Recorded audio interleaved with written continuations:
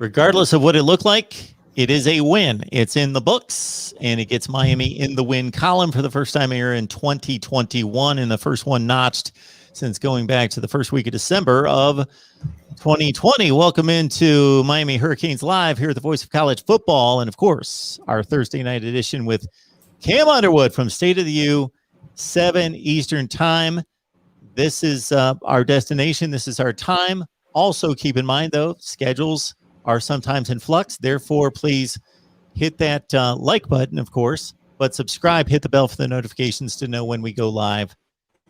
And again, we've got Cam here to take your comments and questions for the next hour with a win under your belt, Cam. 25-23 over App State. It is I. Welcome back. Good to see you. Yeah, it's, a win is a win, and you'd rather win than lose. Shout out to Florida State. I know y'all were just on here and everything, being depressed about the state of affairs in Tallahassee. And I'm in an ACC SEC picks league where we pick every game with an ACC or SEC team straight up. I've been in that for 8 years now. So it's just outright winners of the game. I got a game on the whole league of 60 people because immediately after the Notre Dame game, when my boy Dave sent out the list, I said Jacksonville State. That was the first one I sent him. I said Jacksonville State, plain and clear, capital letters. I'll get back to you with the rest of them. But I had no doubt or hesitation that that was a letdown spot and things like that could happen. Also found it very interesting just to pile on them a little bit more because that's always fun for me. Mike Norvell's caught red-handed lying after the game. I don't know if you guys talked about this on the show with the last coverage. He said that they were playing cover 2 man under. 2 high safeties, everybody man free underneath. And there's a guy from PFF, and he was like, that's not true. Like, I looked at the all 22, and they're playing a different coverage. And then another guy who creates content surrounding Florida State was like, yeah, I took Norvell at his word that they played man 2 under, and I went with it. And then I saw the other tweet, and then I looked at it, and they're playing cover 1 robber or cover 3 robber. And actually that same route that came open on the last play was open the play before because, again, they had the safety come down to the sticks and try to rob, and they're playing, 1 high 3 or cover 3, whatever you want to call it. But they're playing robber and got caught. They threw the ball to the bottom of the screen on the previous play, but the top route came open. And they ran the same concept out of a different formation. Florida State then hit them again with robber, and they hit the touchdown. And Norvell's like, oh, we're playing man 2 under. The film shows actually otherwise. So that's awesome. You're lying to the public and getting caught red-handed and losing to Jacksonville State. It's amazing. I love to see it. Now, focusing back on the Miami Hurricanes. It's real 2017-like, yeah? I believe... Actually, hold the Mickey Fricky for 1 second. If my computer works quickly enough for me, I'll be able to verify this before I say it. 2017. It was off by 1 point. I was going to say it's the same score of the Georgia Tech game that year, but that was 25-24. Miami instead of 25-23. It was real smoke and mirrors, bro. It was real, string and a prayer and some duct tape and hope, and not really great performance that got the job done. You gift App State 13 points in the kicking game by having a field goal blocked and then a kickoff return for touchdown, which I know people are like, oh, if you're talking about a kicker and, trying to make a tackle, how far have you fallen? Look, bro. I know that Miami has not had a return touchdown in a while, but in that spot, the responsibility of the kicker is to go to the sideline park himself on the sideline and make the guy cut back, not fall for the hesitation, stop his feet, and let the guy go up the sideline. That's the quickest way to the end zone. Okay, well, what about these guys running behind him if they would have been running harder? Okay, but if you get to the sideline and make him cut back, hopefully then one of those guys gets there for a diving tackle. And no, James Williams is not the fastest guy in the world. He's massive at 6'5", 230 as a safety. But the guy who returned the touchdown had, he's 10-2 in the 100, 4.2 or 4.3 40 kind of speed. James Williams is a lot of things. James Williams is not that kind of fast. The effort you can question. But that's 13 points right there. All these drives without scoring touchdowns is also problematic because, threes get you beat.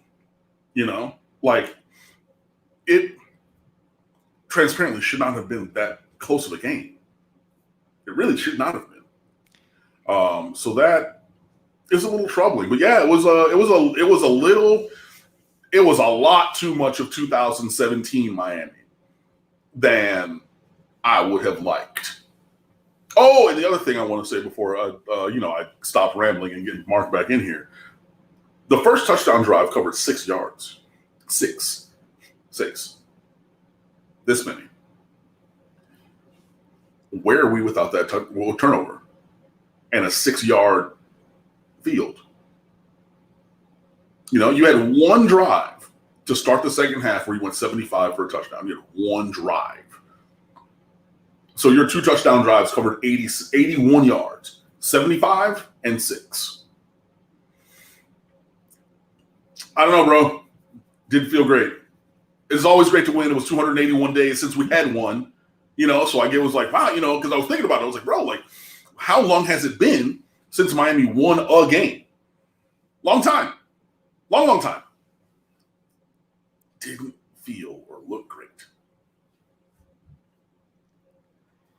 Speaking of predictions, my prediction was that Miami was going to cover the spread, and therefore my 17-7 week against the spread, which I'm very happy about, would have been even better had Miami actually done that. But yeah, they won the game. So I'm going to push back on the kickoff return in terms of that being in the category of gift points. Those to me are earned points. Okay, well, maybe not gifted, but points affected from something other than offense. Okay. My classic gift scenario is a quarterback misses a wide open wide receiver at the end zone for a touchdown, and the defense did absolutely nothing to stop it. He missed it or he dropped it. Fair. If I'm not mistaken, so I only peeked in during commercial breaks during the live airing, and then I had it on the DVR and I popped it in later on Sunday or Monday. I think App State, I don't know how good their field goal kicker is, but they were around midfield, 47-yard line, I think is where their drive stalled that ended the game. I think they had a dropped pass, at least one on that final drive. If they get a 15 to 20-yard completion, then they're setting up for the game-winning field goal. So it was close. Yeah. No, it was close. Let me see. The last drive for them, I think it stopped at the 47. Yeah. And I thought they had a pretty big dropped pass. I think they had a outright drop, but then they also had a really good play from who was playing the corner on the opposite side. Yes. He had a good strip on what would have been a 12 to 15-yard completion. That was pretty key. Yeah, I mean, that was 4th down. That was the 4th down? Yeah, he had a PBU on 4th down. That's why he had 2 on the last drive, on the last set of downs. And then they had one where, we're lucky Chase Bryce is Chase Bryce and not another quarterback because, but I mean, hey, kudos to the defense for stepping up when they needed to. You wanted to see something better from the defense this year. And a lot of the game you pretty much did. You hold them to 16 non-special teams points. It's not terrible. You would like maybe, 16 points in the modern era of college football is actually pretty damn good. Yeah. So if you're looking at that, if you're looking at the efficiency of the away team, it's 4.5 yards per play, 3.5 yards per rush. You got a turnover. You forced another fumble that they ended up recovering. I don't know how that ball bounced back to App State. My God. But you're going around. You missed a couple tackles early, but not too much late. Again, very 2017-ish. The defense won the day, and the offense was able to do barely enough to get by. It was just not. It was a good win, but if you're looking for that as like, oh, this is the stepping stone to bigger and better things, the game that we saw on Saturday is not that game that you're going to reference, especially going into this weekend. But we'll see. Defensively, yes, I certainly back that up in any type of perspective or metric that you can give. App State's they're a good team.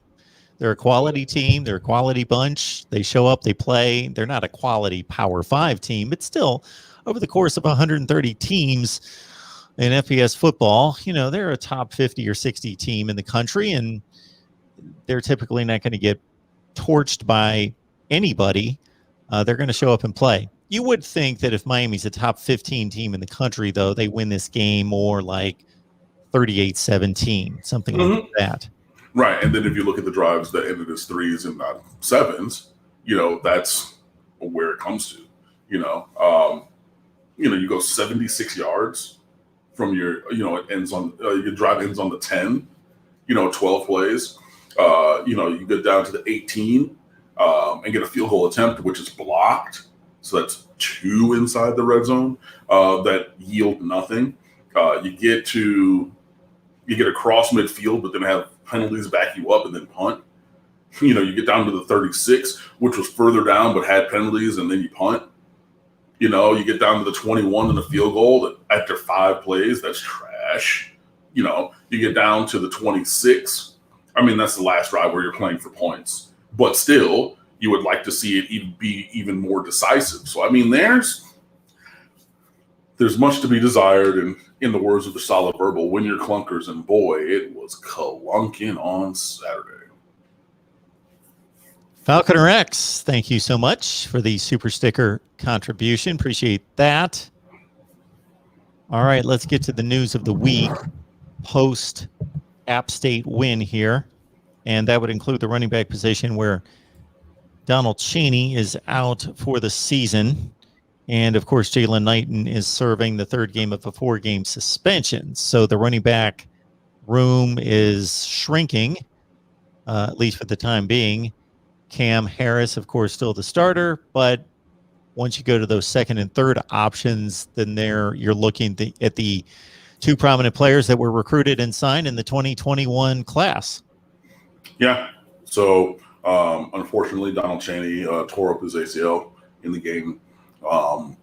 And so he's out for the season, which has been stated by Manny Diaz, Matt Simmons of On3 Sports. That's the new company started by the guy who started Rivals, who then started 247, who does like starting companies apparently. But the new one, On3, Matt Simmons reported that it was the ACL. So it was said that he's out, and then it was reported otherwise. The ACL, you put pieces together. That's a big blow for Miami because, as you've seen me say here, I think that Donald Chaney Jr. should have been starting. Manny Diaz is saying, "Oh, we need a number 2 behind Cam Harris. We're looking for this." I was like, Cam Harris is the number 2, and running back wearing number 2 should have been the starter. But either way, he's gone for the year, which is very unfortunate. Jalen Knighton is still serving some of his suspension, so he's not back for a couple of weeks, and then. Yeah, it comes down to the guys that we recruited this past year. So you have Thad Franklin from Hollywood Shamadan Madonna, big running back, 6'1", 220, played basketball as a point guard, so a big body point guard. He's going to focus on football in Miami. That would be the best idea for him. Will be the number 3. And then Cody Brown, who had signed with Tennessee, and they got released from his LOI or NLI, excuse me, when they made the coaching change. He's down here wearing number 24, the Underwood family number that we wore in all of our sports. And so he's wearing number 24. So obviously, of course, one of my favorite players. And he's going to be the number 2 running back, Cody Brown, that is. So, if you're looking for somebody to get snaps after Cam Harris, it's going to be Cody Brown. When Donald Chaney went out with the knee, I looked specifically to see what was going to happen at running back. Cam Harris played every single other snap of the game. I mean, obviously before it was rotating with Donald Chaney. Donald Chaney goes out and Cam plays every single snap, which, I mean, if you're really planning on having 2 running backs, 2 game-ready running backs with experience, 23 and 2, you're going to go back and forth. Like, okay, you lose 2, you're just like, I need another week just to pump these guys up. Maybe, give them whatever. So 23, you're going to have to ride with it. Didn't really see much 5 wide, without him. But he played every single other snap. So that's where you're going to go with the running back snaps. Again, absent Jalen Knighton, who will slide into that running back 2 slot, and then Cody Brown will be a bigger back in the rotation when he returns from his suspension. I would say, put somebody with speed back there. Do a little trickeration gadget, player out of position kind of a thing. Give me a Brashard Smith. Give me a Xavier Restrepo. Just somebody with a little bit of speed and a little bit of wiggle, because all due respect, Cam Harris and Cody Brown don't have game-breaking speed, and they don't really have much wiggle about them. Like, I'm going to get in space, hit a move, and get by somebody. Shake somebody to their knees and keep going. They don't got that about them. One cut and go is what works well for 23 and 24, and that's fine. But if you need, and I think you do need, a curveball, a changeup, another kind of player back there, I would hope that and Knighton's that other player. Knighton is the speed guy. Knighton has the shake. Knighton has some of those things, but Knighton's not playing this week or next week because he's still suspended. I would like to see something a little different in terms of, Brashard Smith, Xavier Restrepo, hell, a Mike Harley on a jet sweep, because he's not much wiggle, but he is much on the speed.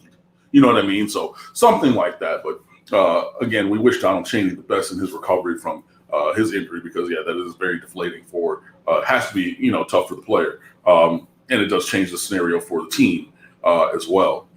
On top of that, the other big injury is Keontra Smith, your starting weak side linebacker. Was recruited as a safety, kind of could play down to striker. Then he was a weak side linebacker, surpassed all others, was clearly one of the best players on the defense, playing very, very well. And he has a knee injury as well, MCL, PCL has been the report, and he's going to be out at least 5 weeks. So the hope is that he'll be back for the North Carolina game on October 16th. But that takes one of the best defenders on Miami's defense and a key player at the linebacker position, where Miami's really been looking for increased productivity off of the field. So now you have Wayne Steed from Miami Central High School, 4th-year junior, I want to say, who's stepping into that role and was a clear step down from Keontra Smith when he was getting his snaps. So there's a large gap of performance that needs to be bridged now by him. Additionally, we're finally going to get Avery Huff out of the bubble wrap, out of the, the save now for later, in that glass box, break in case of emergency and maybe play this player. We're at that point, and so he has all the physical tools in the world. Does Avery Huff. He's 6'3", 210 pounds, can run.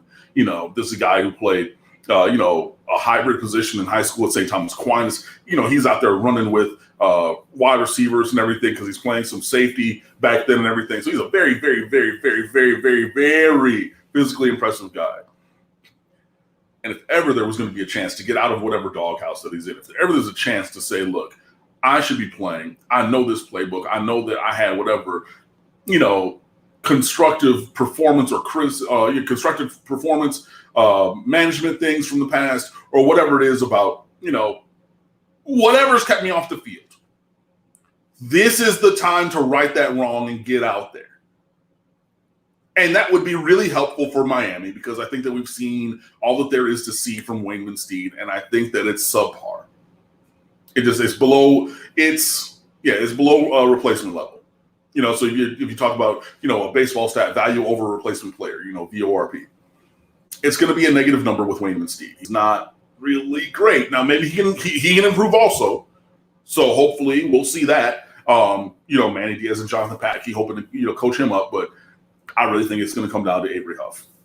I really think that's where he's a high risk, high reward player because the floor is low, but the ceiling is astronomical. And we will see if he can finally tap into some of that untapped potential because it's plenty untapped to the point where one of the most physical players at that position of great demonstrated need was not even on the depth chart previously and had a guy who last year was playing safety, made a quick stop at striker, and now came down to my position of outside backer, and he's going to play while this physical freak is standing on the sideline. That's a lot on him, and there has to be a lot on coaching. But if ever there's going to be a time, buddy, hey, all you have, and it's a phrase that I learned when I was at Miramar because I had a student who squared off against me. A student put his hands up like he wanted to fight. Very seriously, like not jokingly. And I love this phrase. And this applies to you, Avery Huff. All you have is air and opportunity. That's it. So go out there, take up that space, and prove yourself, please God, because we need a player like you. And if you are not taking this seriously, if you have not taken this seriously before, now is that time. Air and opportunity. What you trying to do? Cam, what situation or words were exchanged that led to that scenario? No phones in class. Long story short, took the phone from the student. I will give it to the administration, and then you can go get it from them because that's what it is. You'll give me my MNF phone. You're going to, first of all, watch your mouth, and you're going to sit down because that's not going to happen. So you're going to give me my phone or I'm going to do something. Well, I've already demonstrated I'm not going to give you your phone back because you're violating the policy and my classroom rule by having the phone out, which is why I confiscated the phone. So then he got up and I had the ground level and I had my grand piano and then I had a row of seats. And in front of that, there was a room. And he comes down and so we're going to fight. It's like, first of all, you don't want it. And then he goes over towards the side by the door. So all we got is air and opportunity. What you trying to do? And threw another couple colorful phrases and language towards me and everything. And that ended poorly for him. Well done. Michigan State's up next. I find this intriguing. Can I get a "I told you so" drop? Can I, obviously the Stephen Colbert pointing at the thing. It was me. It was I who, when asked in the summer, what game are you looking at that might be a little bit off the beaten path, a game that people are not focusing on? Because everybody's focused on Alabama, everybody's focused on Carolina. What's another game that might give you a little bit of pause, Cam? And immediately, without compunction, I said Michigan State. I grew up in Detroit, grew up as a Michigan fan, but if Michigan's not playing or is opposite, got Michigan State, and they're going to be on the other local channel and everything. Seen them a lot of times, and over the course of 30-something years, I've seen them come up in these spots against a team that has comparable or better talent, a team that's on a path towards a better season than what they're going to have potentially, and really be tough. Whether that's Michigan, State, Wisconsin, Penn State, Illinois, well, when they were decent with like Juice Williams in them, Purdue when Drew Brees was there, Iowa. You could look across and see even a couple non-conference games.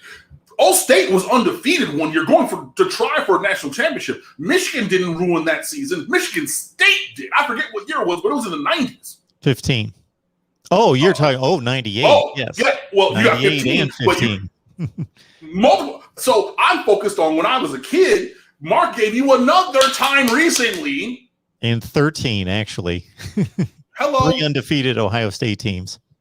I'm saying, bro, Like, this is a team that in big moments over the course of 30 to 35 years, I've been a sentient, of sport fan, of my 40 years on this earth.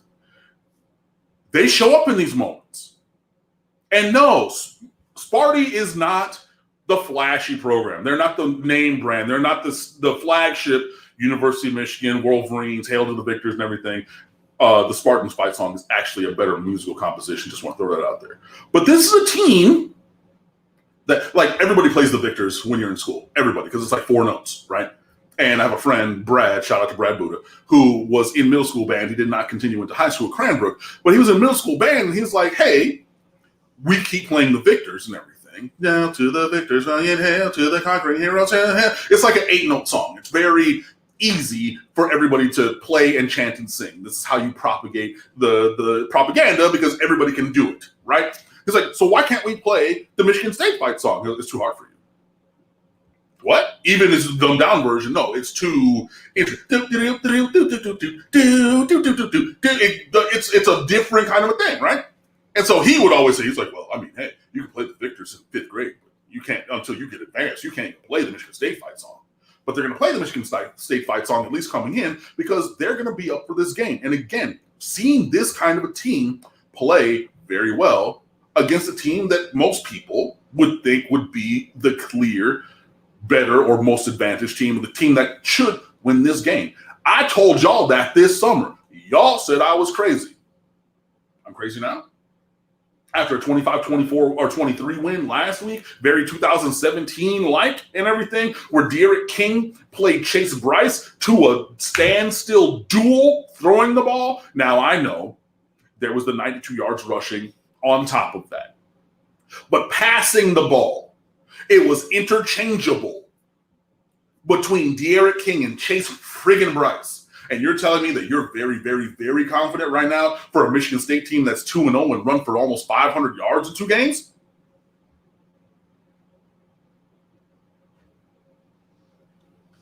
Like I said off the top, I'm intrigued. And for the record, just because I like to recite history and my memories of all 3 instances are very clear. 98, Ohio State consensus #1, undefeated just a couple of weeks before the game against Michigan. Nick Saban, 25-point underdog, beat him in Columbus. 2013 Big Ten championship game. Ohio State's undefeated, #2 in the country, going to play in the BCS championship game against Florida State. Michigan State outscores them 17-0 down the stretch, beats them 34-24. 2 years later, Ohio State, defending national champions, undefeated, 10-0. At the shoe, just a loaded team. Michael Thomas, Zeke Elliott, et cetera, just Michigan State just squeezes the air out of the ball, makes it like a game, like a basketball game, like you think it's over, but all of a sudden you just figure out this game's almost over. Mm-hmm. And they kick a game-winning field goal as time expired. And the kicker with the with the fake wine the celebration. But again, those are 3 times.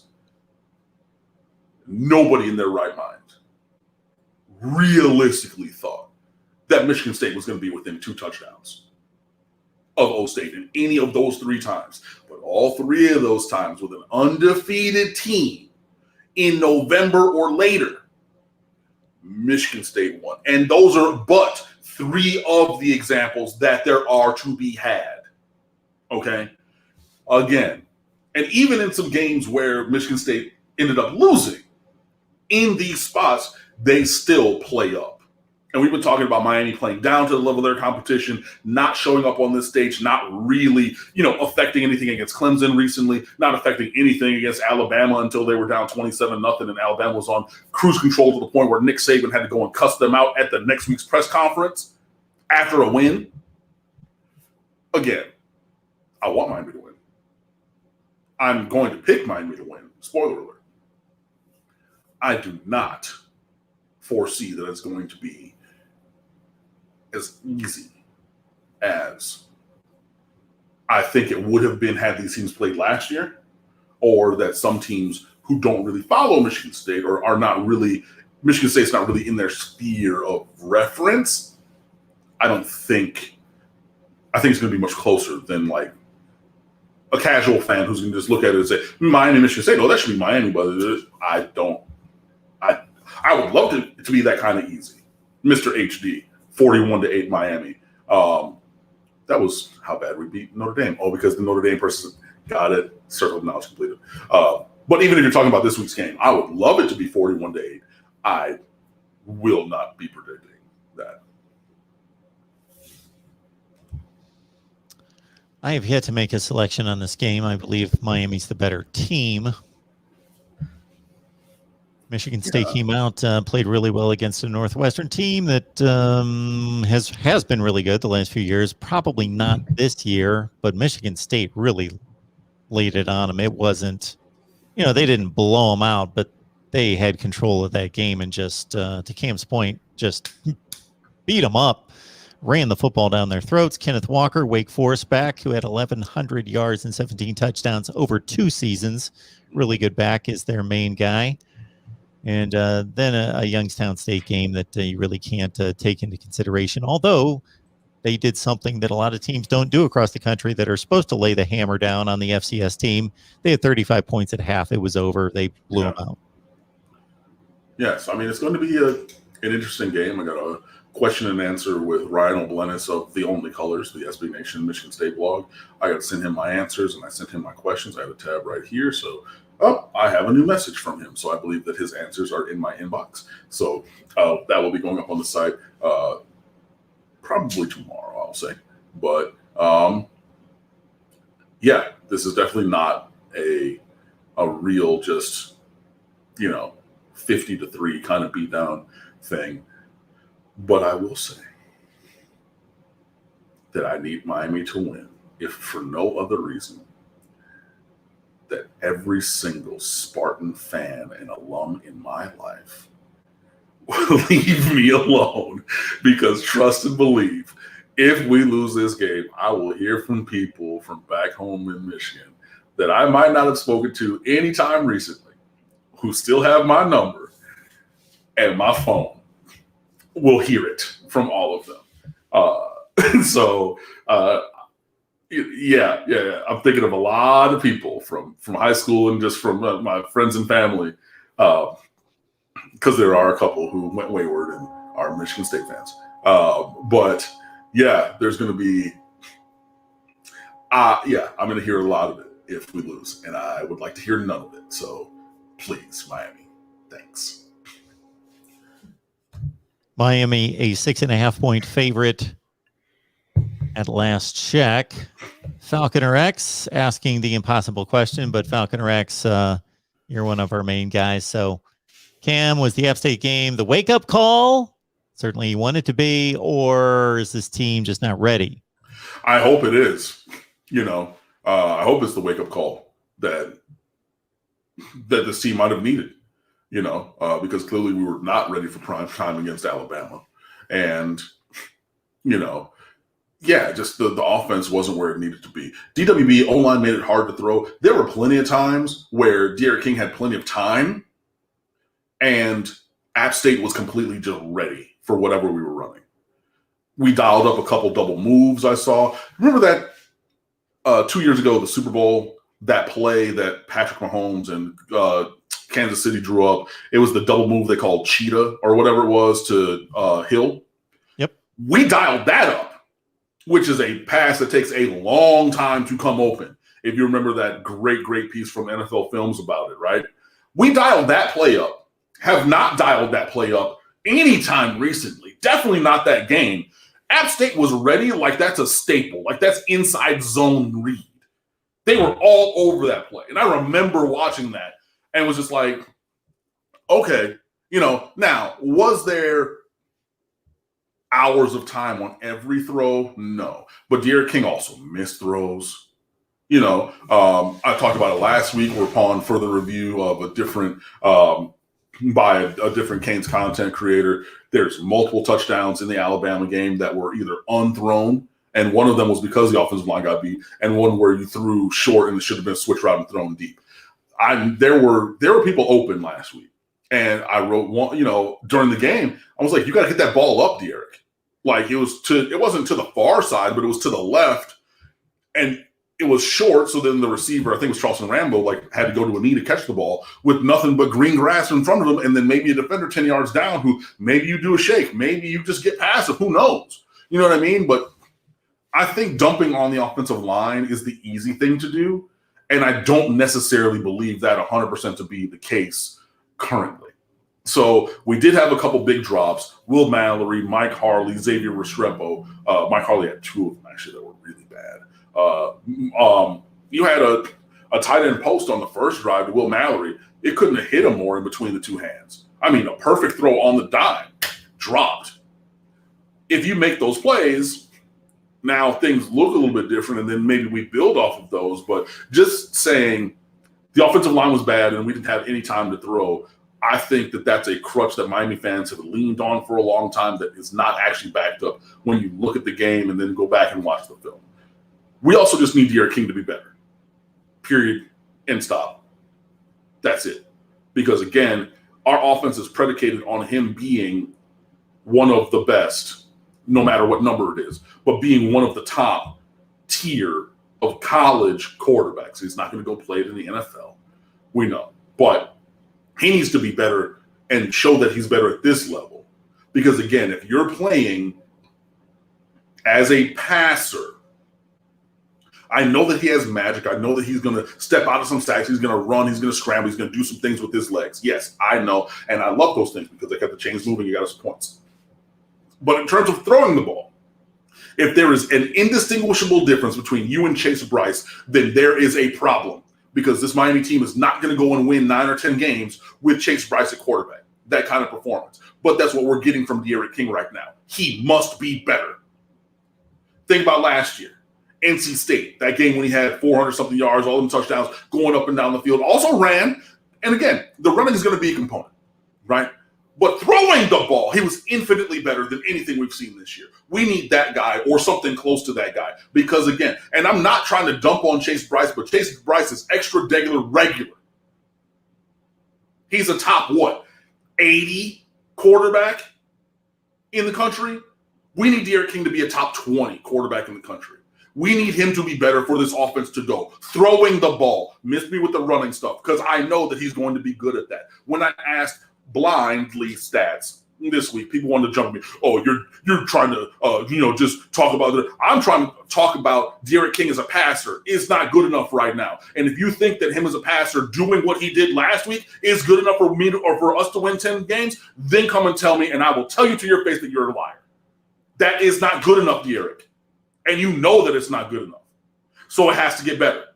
And whether that's from the play calling, whether that's the blocking, whether that's the receiving, actually catching the ball, whatever it is, all of it together must be better. But we're not seeing a D'Eriq King that's going to lead a team to 9 or 10 wins, not by the performances we've seen these last 2 weeks. So excuse me, it's on quarterback number 1, wearing jersey number 1, to step his game up to the levels that we've seen over the course of these past 5 years. That's what it is. I would have liked to have heard you when disappointed by your choir's performance, give that type of speech. Did you typically give us one per week? It's sometimes you have to go fire and brimstone. Sometimes you have to just kind of assuage a bruised adolescent psyche. So there's both kinds. It was more for me because our performances really never lacked.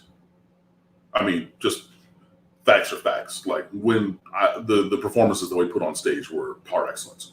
For me, it was in the rehearsal process, in the developmental process of, let's cut the talking, because after I cut off, that's the moment of inspiration where we're going to grow. It's after I did a play, in practice, you did this, hey, come right here, quarterback. After that play, we're going to talk about it, we're going to develop. It's really in that process. Are you taking it seriously? Are you taking the craft seriously? Because the talent is there. That's when, and it's a funny thing that I am going to share with you now. Most of my years at Miramar, not my first year because I didn't have the the cachet in the school to be able to do this. But the last, I would say 9 of the last 10 years, actually no, all last 10 years there, I would go to whichever assistant principal was my direct supervisor that year at the beginning of the year and say, okay, I'm going to tell you something and I need your support. And this is going to help us grow in 2 reasons. 1, they need to know about me as an authoritarian. And 2, I need to kind of set the level so that it's not a senior in my choir had seen me in Underwood and they knew that and nobody else did. Like the new kids were like, what are you talking about? This guy is so nice. And like, we can run over him because like, you know, we're taking his kindness for weakness and something like that. But I would tell the administrator at the beginning of the year, I said, I'm going to cuss these kids out one good time. And I mean like filth, flarn, filth, like actual choice language. But it's going to be the once. But I need you to support me with that. Because 1, it's going to set the level of my expectation. And 2, like trust. When the volume gets turned up to 12, I have a presence in a room. So I'm going to do it just the one time. And I need you to support me on that. It won't be more than that. I won't go. It's not going to be every single time they get a note wrong or but it's going to be the one real good paint peeling. And I need your support with that. But for me, again, it was more in the rehearsal and development process than the performance process because I never put anything substandard on stage. And that's just a verifiable thing. Speaking of substandard, according to the chat, the names of DJ Ivy and Gervin Hall. Woo! Yeah. Coming up. Yeah. There's been, they've been on the Summer Jam screen for bad reasons. Especially in the passing game. Gervin Hall, very good in run support and tackling in the open field after a couple missed tackles early. I think he was the leading tackler last week, if I click quickly. Gervin Hall with 10 tackles, sure was. So, you know, there's that, but there is still some to be desired in pass coverage from him. There's that. Also, DJ Ivy, same kind of a thing, where just in coverage, he can get beat still. It's just... Yeah, he's just not always dialed in. And for somebody who looks like a college Mike Rumpf, somebody who looks like a college Artie Burns or a little thinner than Antrell Roll physically, but I mean, still jacked and, you know, shredded. You just want the play to match the physicality for him. And that's been a thing that has not really been happening. So Tyreek Stevenson just was... I mean, he was a monster. He was the number 1 star of the game for me. Candace McClain on State of the U, she picked Lou Headley for his punting day, which was incredible. But it would, to me, thank you, Insane Kane, I am so right. To me, it was Tyreek Stevenson as the number 1 star. That was a superstar performance. You know, and we're lucky that he's on the team, to be perfectly honest. If Tyreek Stevenson is not on the team, we probably lose that game, to be perfectly honest. But yeah, you know, DJ Ivy is still, he can be okay, but when it's not great for him, when he makes errors, they're big errors. Like they're the ones that you remember, you know, and that's not necessarily great. But yeah, Gervin Hall played a lot of snaps. I think he played the most snaps at safety, even more than Bubba Bolden, if memory serves me correct. But in any event, I think that, again, I think people are being a little bit more critical about Gervin Hall because of the expectation coming in and the fact that he chose to wear number 26 and everything. And he picked Miami over Alabama and a couple other schools. So, you know, you're looking for that kind of performance. And he hasn't been that kind of good, but he's been above average. But yeah, I would like to see more James Williams. I would like to see more Cam Kinchins wearing the Underwood family number 24 on defense. You know, and I think that those guys have earned more time. We said that they were going to earn more time after the Alabama game into this game, and then they played 3 snaps and 2 snaps, Williams and Kinchins on base defense, not on special teams. But we say we're going to play more, play with those guys more. So we will see. Bolden seems to have regressed, and we don't take him off the field. He played the second most number of snaps, but then again, if you're playing 69 versus 66, that's very similar. I mean, to Sean Forbes' point, I think that we are going to rotate a little bit more in the secondary at the safety position, which is one of the strongest positions on the team. I've said it all along. And then again, you're 2 games in, so you're 4 games back from a window where Avonte Williams is going to be available. You got a Keyshawn Washington who can be available. You got, Amari Carter's not a striker, but he can be an option in some rotating snaps there at safety as well. Unfortunately, my guy Brian Balaam is out for the year with an injury, so he's not an option. But he was your number 3 safety coming out of the spring or into the fall was Brian Balaam. So yeah, I think we're going to see a little bit more, but I would like to see it not be a hockey line change anymore. I would not like to see starters off, backups in. Why don't you split them? Like what you would do, in an NBA game, right? You're not going to take all your stars off the floor. You're not going to take Kyrie, KD, and James Harden all off the floor. You're going to leave 1 or 2 of those guys on, right? So why don't we leave Bubba Bolden on with Cam Kinchins? Why don't we put Gervin Hall with James Williams? Why don't we split those, stagger those, so you have a starting level player and a developing level player with great, talent as they're developing the skill at this level. I think that would be great. But we will see. Junior Perez asked the question, if the passing game is not great this week against Michigan State, do we abandon the De'Aaron King as starting quarterback stand and go to Garcia or Van Dyke? I'm going to say this as clearly as I can. Absolutely not. De'Aaron King is a starting quarterback this year, absent injury, period. It would take 4 regular season losses before November to even really have a conversation about him not being the quarterback. He's the best option right now. We're going to save those guys. Jake is probably going to redshirt, so he has another 4 years after this one. Tyler we can still redshirt him again because he's technically a super freshman, as in not already redshirted because everybody was able to come back at their same classification from last year. But those guys' future is what we're looking at here in Miami, not the present. So absent an injury, absent 4 regular season losses through November or through October or more, something like that, like something that would be a fireable offense for Manny Diaz, losing that many games, something like that would be where maybe we have the conversation. But no, De'Aaron King is a starting quarterback. He's going to be the starting quarterback. He just needs to respectfully play like it. There was a comment made in the chat. Do you think in any such way that his injury may be still lingering and affecting him?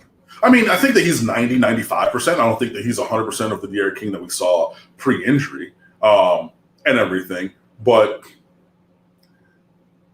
I'm not going to say that it's not a factor, but I just think that the performance needs to be better. And it's consistency for me because, you take a throw like the one up the right sideline to Charleston Rambo when he had the toe tap, it was over the dropped in the bucket, over the toe touch on 3rd and long and whatever. There was no physical gap to making that throw. Even the throws that were dropped, you throw in a line over the middle to Will Mallory, hit him in the hands, you drop that. Mike Harley a couple times, you drop that. Now, again, you throw a ball short another time because you don't maybe follow through, you don't maybe step into it or things like that. And that could be a lot of things. Maybe it's just the way that he was moving on that play. Maybe somebody's getting pushed towards his feet so he wasn't able to put it all behind it. Maybe that was an oh shit throw. I just saw a guy come open and let me throw it real quick because I saw it and let me do it, but I didn't have everything to put into it. Maybe it could be that, but I think that it's just inconsistency of technique more than the injury to his knee really holding him back. But I will not discount that it could be a factor. I just don't think that is what is really having his performance throwing the ball be as pedestrian as it is currently. Folks, you can join us on Patreon. You get my predictions. You get some other media members' predictions as well right there on Patreon, 17 cents per day. Just look up Mark Rogers TV on Patreon or go to the link in the description section of any of the videos. Also, we've got some gear for you. And Miami is prominently displayed as well. So every team in the Power 5 plus some Group of 5 teams, you can either select it by item or you can select it by team and go into that team page. And Check out the apparel there at voiceofcollegefootball.com. And if you would like to write for us, of course, if you want to write for State of the U, it's a much fancier outfit. But if you would like to write for us, maybe the standards are not quite as high. We would need to see some writing samples, but voiceofcollegefootball.com, go to the top of the page where it says write for us. All right, sir. What else do we have? Anything else before we want to do for the week? Oh yeah, the last thing I want to just bring up, because my roots in this industry are focused on recruiting. That's what got me into blogging and creating content and following and everything. The NCAA is very close to enacting a scenario for this year where they're going to temporarily suspend the 25-player incoming cap for this recruiting class, meaning you can recruit 25 from high school and have up to 7 slots for transfer players this year. So if you remember, Miami's been shorting their recruiting classes to have space for transfer portal players to fill out the rest.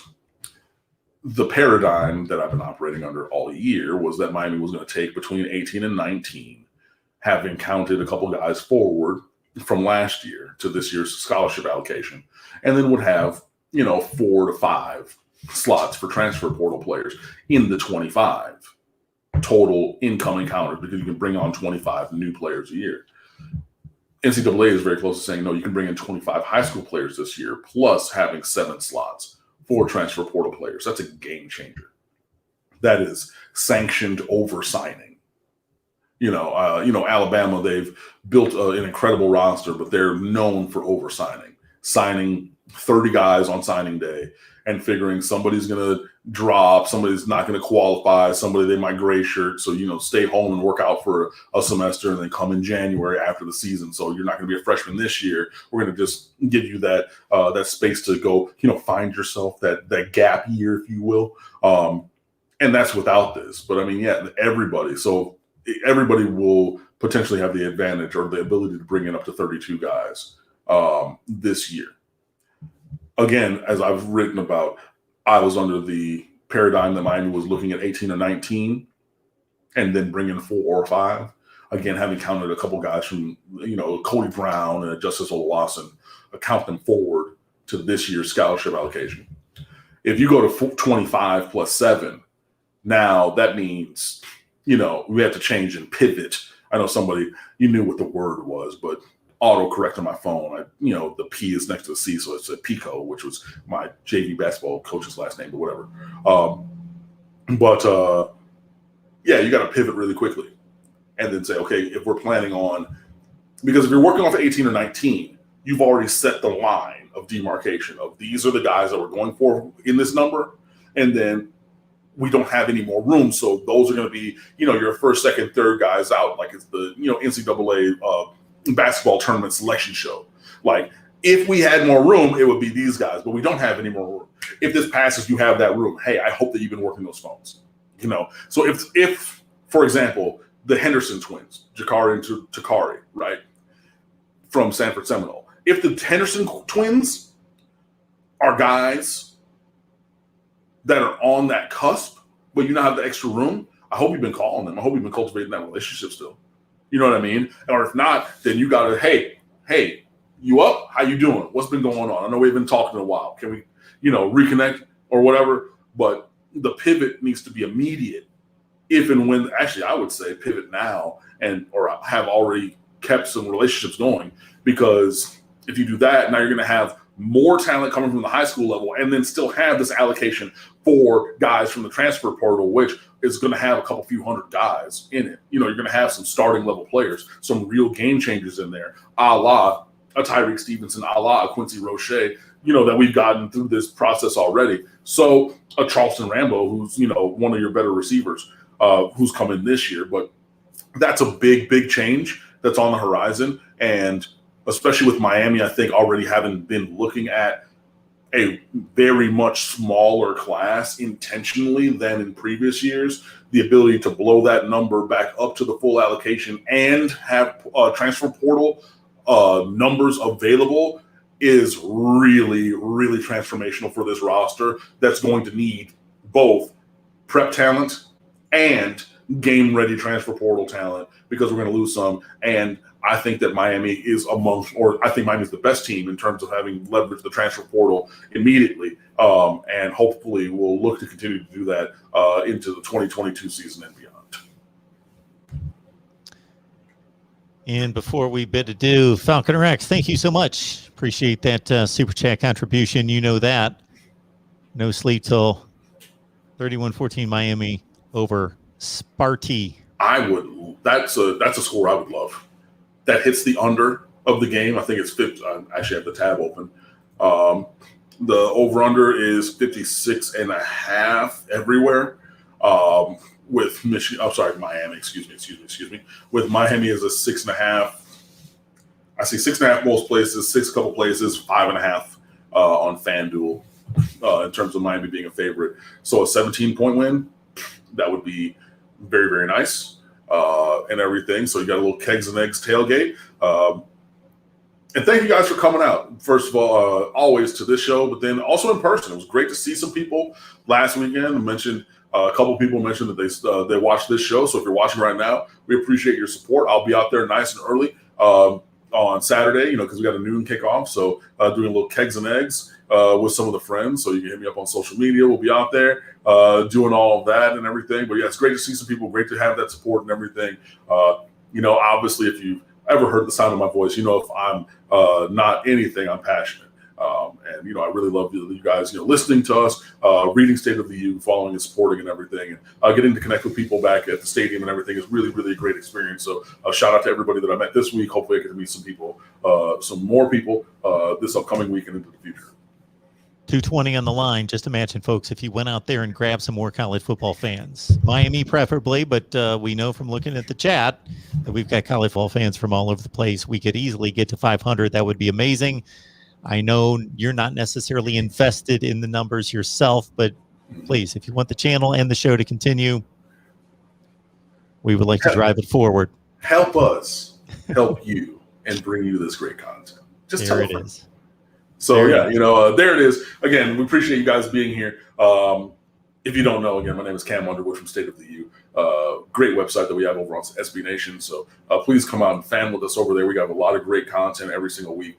I got new things going up every single day, including today we had a couple pieces, got some things coming up tomorrow, including that question and answer with the only colors, the Michigan State blog.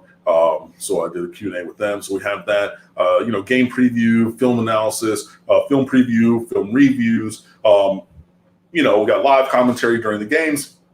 We have commentary and recaps after the games. All of that. We got recruiting. I'm looking for, to continue to augment our basketball coverage and more. So Instagram, Twitter, and Facebook at The State of the U. The website is stateoftheu.com. My personal Twitter account is at Underwood Sports. And it's Wednesday night, so that means MTV's The Challenge coming up in starting now, but I always let it float out about 30 to 45 minutes. So those tweets are coming soon. I hate Josh. So just know that. But yeah, hey, it's always a good time. Thanks so much for watching. Mark, it's been my pleasure. And we'll see you guys next week. Post-game, folks, after the game right here. And we've got one more of these live streams today. 6 of them. Iowa Live at 9 Eastern.